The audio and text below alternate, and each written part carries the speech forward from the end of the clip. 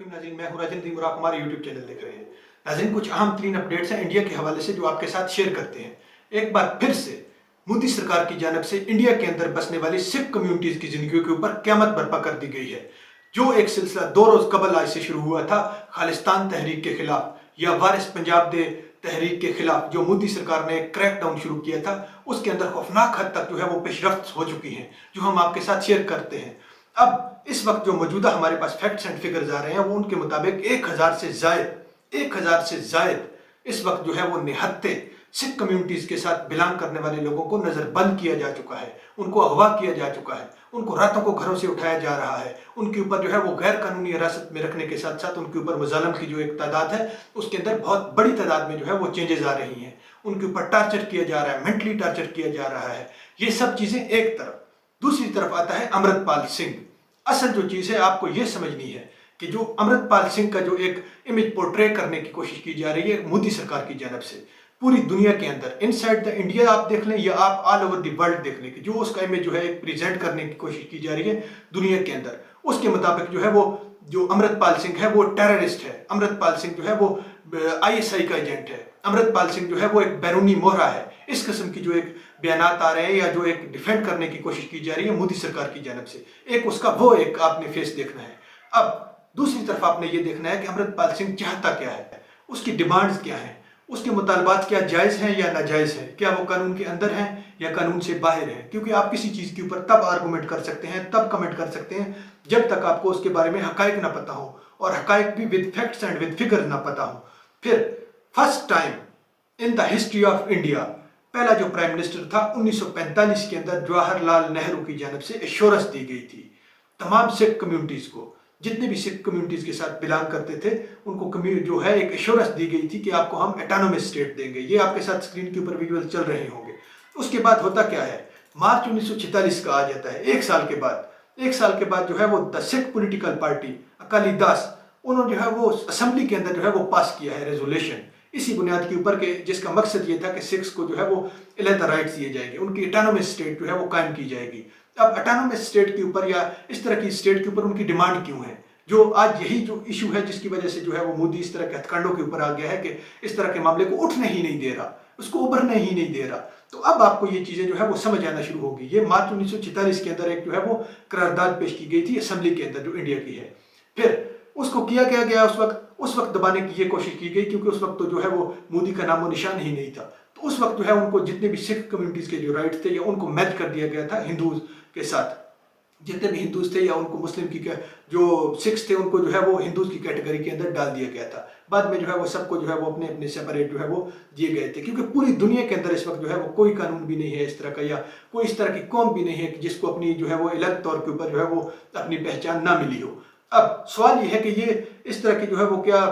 अमृतपाल सिंह जो है वो इस तरह की अभी डिमांड क्यों कर रहा है, वो आपके बच्चों का जो है वो फ्यूचर सेव करना चाहता है। आप थोड़ा आगे देखिएगा, आप इससे जो है वो असल में आपका कोटा सिस्टम जो है वो सबसे जो इस टाइम जो नीड है इंडिया के अंदर, खासतौर के ऊपर पंजाब के अंदर, कि जो कोटा सिस्टम है इसके ऊपर जिन जिन लोगों ने आवाज़ उठाई थी वो आपके सामने है। सिद्धू मूसेवाला था, उसके बाद संदीप सिद्धू था, उसके बाद और जो लोग थे जिनका नामो निशान ही मिटा दिया गया है मोदी सरकार की जानब से। क्योंकि ये हम तो नहीं कह रहे, ये तो जो खुद जो है वो उसके अपने जो है वो कारिंदे हैं मोदी सरकार के, अपने जो एक्स मिनिस्टर्स हैं वो भी कह रहे हैं, वो आपके सामने शो करते हैं। फिर इस तरह की अब डिमांड्स करने का जो मकसद है ये इंतहाई खतरनाक साबित हो सकती है मोदी सरकार की जो पॉलिसी है डिवाइड एंड रूल, उसके खिलाफ। क्योंकि इसके तहत जो कोटा सिस्टम है, आपके जो जितने भी सिख कम्युनिटीज़ की जॉब्स हैं इस वक्त, जितने उनका मुस्तकबिल है वो किस तरह से तबाह हो रहा है। अब ये थोड़ा देखिएगा, एक रिपोर्ट है, आप इसके अंदर थोड़ा देखिएगा। वाशिंगटन पोस्ट,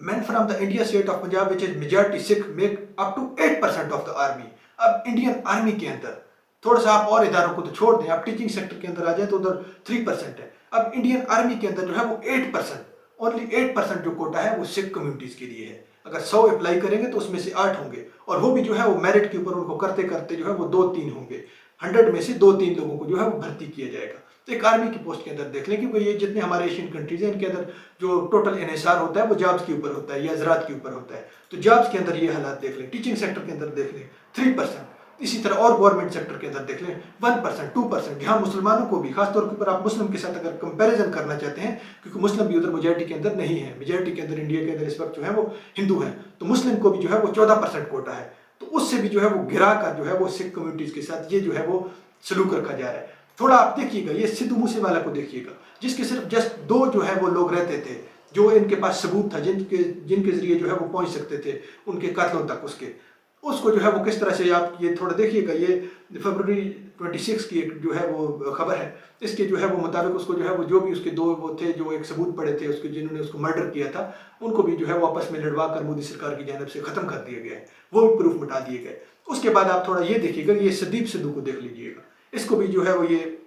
बुरे तरीके से एक प्री प्लान या प्लांटेड एक एक्सीडेंट करवा के इसको भी रास्ते से खत्म कर दिया गया है। अब नाज़रीन थोड़ा आप ये देखिएगा कि ये जो मोदी अपने आप को जो है वो इतना बड़ा शो करने की कोशिश करता है कि मैं ये हूँ या मैं वो कर दूंगा या मैं मुल्क को इस तरह ले जाऊंगा तरक्की के दहाने के ऊपर, तो ये बात हम मानते हैं कि ठीक है, आप ठीक है, लेकिन अब इसकी अपनी जो है वो ना एलियां आप थोड़ा देखिएगा, फिर आपको हर चीज़ जो है वो, क्योंकि इंटरलिंक्ड, हर चीज़ जो हम आपके साथ शेयर करते हैं वो इंटरलिंक्ड है आपस में। तो आप देखिएगा कि the first profession of all the chief ministers of India, अब इंडिया के अंदर जो मोदी सरकार के जो इस टाइम जो नीचे काम कर रहे हैं चीफ मिनिस्टर, वो सीएम शिप से पहले उनके क्या पेशे थे, ये आप थोड़ा देखिएगा। ये रिपोर्ट खुद इंडिया के अंदर से जारी हुई है, थोड़ा आप देखिएगा। अब देखिएगा कि इसके अंदर जो मेजॉरिटी है, ये जितने भी सूबे हैं उनके जो चीफ मिनिस्टर्स हैं उनके आप ये ओहदे लिखे हुए हैं। कोई टेररिस्ट था, कोई जर्नलिस्ट था, कोई मैजिशियन, अब आप थोड़ा सा इस देख लीजिए, ऑटो रिक्शा ड्राइवर, इस किस्म के लोगों को जो है वो अपनी कैबिनेट के अंदर शामिल करने के बाद मोदी कह रहा है कि मैं ये कर दूंगा और मैं वो कर दूंगा, इंडिया को ये बना दूंगा, वो बना दूंगा। फिर आप इसका थोड़ा ये देखिएगा कि ये इंडिया के अंदर खुद स्पीच कर रहा है, स्पीच करते हुए आप देखिएगा कि सामने टेलीप्रॉम्प्टर रखा हुआ है, इस तरह की एक इसकी एहलियत है। फिर यूएन के अंदर आप थोड़ा देखिएगा कि यूएन के अंदर भी जब स्पीच करने जाता है तो अपने तरफ 2 टेलीप्रॉम्प्टर रखता है कि दोनों से जो है वो देखकर इसकी अपनी जो है एहलियत है वो आपके सामने आ गई है। फिर आप थोड़ा ये देखिएगा कि आज से 2 रोज कबल 19 मार्च को एक वाकया होता है खालिस्तान, अब थोड़ा आप देखिएगा, जिसके हवाले से जो है वो जो एक हाई कमीशन है लंदन के अंदर इंडिया का, उसके ऊपर जो है एक फ्लैग जो है वो एक जो खालिस्तान तहरीक है वो लहराया जाता है। उसके बाद से मोदी सरकार ने क्या किया है कि खुद ही, अब इनको हम सिख तो नहीं कह सकते क्योंकि सिख तो जो है वो खालिस्तान मूवमेंट के जो साथ खड़े हैं वो सिख हैं, जो अपने हकूक़ के लिए आवाज़ उठा रहे हैं वो सिख हैं, ये तो बाकी बेवकूफ़ लोग हैं। अब ये इसी तरह के बेवकूफ़ लोग जिनको नकली दाढ़ियाँ लगवा के, ये आप सामने नज़र आ रहा होगा आपको, तो इनको जो है वो इकट्ठा करके जो है वो दोबारा उधर भेज दिया इंडिया के फ्लैग देकर कि आप जो जाए वो उधर जाके करें, कि एंटी खुद क्रिएट किए हैं इस तरह के जो है, इसकी आप हालात थोड़ा देखिएगा। खुद ही इस तरह का एक जत्था जो है वो 10-12 लोग क्रिएट किए और उनको कहा कि सिख तो इसके साथ है, और दूसरे मुल्कों में इस तरह की इमेज जो है वो ये जो पोर्ट्रे करने की कोशिश कर रहा है। फिर आप नाज़रीन थोड़ा आप देखिएगा आगे महाराष्ट्र, अब इसके अंदर जो एक वॉशरूम के अंदर ये आपको सामने नजर आ रहा है कि अब मुसलमानों के जो है खिलाफ, खासतौर पर जितने भी, ये सिर्फ मुसलमानों के खिलाफ नहीं है, ये सब जितने भी सिख कम्युनिटीज़ है या जो इस तरह के जो नीचे लेवल के ऊपर जिनकी इतनी ज़्यादा जो है वो तादाद नहीं है, उनके खिलाफ किस तरह के एक्शन लिए जा रहे हैं। पहले आप मुस्लिम के अगेंस्ट देख लें। अब ये एक वॉशरूम है खासतौर के ऊपर औरंगाबाद, अब इसकी जो है वो क्या कहते हैं कि जी इसका जो सिटी है ये मुसलमानों के जो एक नाम है वो उस सिटी का वो नाम है, इसको तब्दील किया जाए और ये एक और कोई नाम है छत्रपति, ये इसका नाम रखा जाए, अदरवाइज जो है उसका बोर्ड वगैरह उतार रहे हैं, और ये मोदी सरकार की पॉलिसी है, आपके सामने है। फिर आप ये भी थोड़ा देखिएगा कि मुसलमानों के खिलाफ पिछले एक 1.5 हफ्ता पुरानी ये चीज़ है, आप देखिएगा अपडेट कि इसके अंदर जो है वो भारत में बीजेपी रहनुमा का अजान के हवाले से तौहीन अमीज बयान, अब अजान के हवाले से जो है इसने बयान दिया था, खुद दिलवाया गया था बाकायदा तौर के ऊपर, अगर दिलवाया नहीं गया था या अगर उसने गलती से दिया था तो वो इसके ऊपर आके माफ़ी मांगता, इसके ऊपर एक्सप्लेनेशन करता, तो उसको भी जो है वो अपने साथ मिलाया हुआ है। ये जस्ट इस हवाले से ये सब कुछ कर रहा है क्योंकि इसको पता है कि अभी आगे इलेक्शन के अंदर जाना है, और फिर डिवाइड एंड रूल जो पहले आपको बात बताई थी वो इधर आती है कि डिवाइड एंड रूल की इसकी जो पॉलिसी है इसको फिर जो है ये अपनाए हुए है। फिर आप आगे थोड़ा देख लीजिएगा, असम के मुसलमान दुश्मन वज़ीर आला का मदरसे बंद करने का ऐलान, अब ये भी जो है वो मोदी सरकार का जो एक कारिंदा है, इसने कहा है कि जितने भी मदरसे हैं, मैं 600 से ज़ायद, पता नहीं इधर लिखा हुआ है 600 से ज़ायद बंद कर चुका हूँ मदरसे हैं जो, और बाकी भी करने वाला हूँ। तो ये हालात आपके इसके सामने हैं। अब थोड़ा आप ये देखिएगा कि उन्हीं लोगों को मोदी सरकार जो है वो गालियाँ देता है, उन्हीं लोगों के पीछे जो है वो गद्दारी के फतवे लगाता है, जिनके ऊपर देखिएगा, जिनके ऊपर आपका खुद जो है, क्योंकि इसको अपना नुकसान या अपना फ़ायदा ही नहीं पता है। आप थोड़ा देखिएगा, ये बिजनेस टुडेज की एक रिपोर्ट है, इंडिया लार्जेस्ट ट्रेड गैप, थोड़ा देखिएगा कि सबसे ज़्यादा जो इम्पोर्ट है इंडिया की इस वक्त जो है वो पहले नंबर के ऊपर चाइना से है, दूसरे नंबर के ऊपर ईरान से है जो मुस्लिम स्टेट है, फिर तीसरे पे सऊदी अरेबिया, फिर आगे चौथे पांचवें पे आके देखिएगा रशिया है, फिर आगे यूएई है। अब तमाम जो है वो मुस्लिम कंट्रीज से आपको जो है वो एक्सपोर्ट आ रही है, आपका मुल्क ग्रोथ कर रहा है, लेकिन आप फिर भी इस तरह की बेगैरतों वाली हरकतें करते हैं और उन्हीं को जो है वो गद्दार कहते हैं। आप अपने अंदर थोड़ा मईशत का आप देखिएगा, आप पेट्रोल का थोड़ा देखिएगा। वही पेट्रोल इज एट 109, आप थोड़ा देखिएगा 2013 के अंदर जब ये नया नया गवर्नमेंट में आया था, उस वक्त जो क्रूड ऑयल की जो एक प्राइस थी $110 पर बैरल थी। उसके बाद आप देखिए कि मोदी सरकार जो उस वक्त दे रहा था वो 76 रुपये लीटर था। इसकी हुकूमत में जब नया नया आया था, या एक किस्म का नहीं आया था, पुराने जो उसके हवाले से आप देख लें। अब जो जाके आप देख लीजिए कि जो आलमी लेवल के ऊपर जिस रेट के ऊपर जो इंडिया ले रहा है वो $66 फी बैरल के ऊपर ले रहा है। और अब जो उसने प्राइस सेट की हुई है वो 109 रुपये पर लीटर सेट की हुई है इंडिया के अंदर। तो ये सब जो चीज़ें हैं ये उसकी नाअहली को शो करती हैं। फिर आप थोड़ा आगे देखिए जी, LPG सेक्टर के अंदर मोदी सरकार ने क्या जो है वो गुल खिलाए हैं। इस वक्त जो है इंडिया LPG पर litre cost highest in world, petrol third most expensive,